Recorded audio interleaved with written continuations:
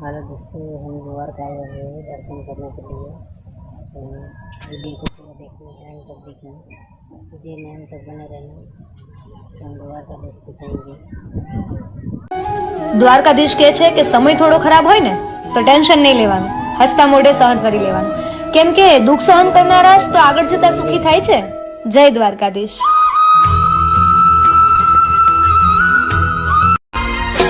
ओ मेरी जो मिला तू,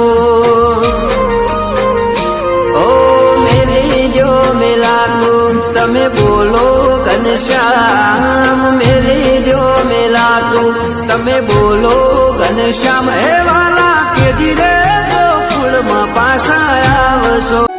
દ્વારકાધીશ કહે છે કે સમય થોડો ખરાબ હોય ને તો ટેન્શન નહીં લેવાનું, હસતા મોઢે સહન કરી લેવાનું, કેમ કે દુઃખ સહન કરનારા જ તો આગળ જતા સુખી થાય છે। જય દ્વારકાધીશ।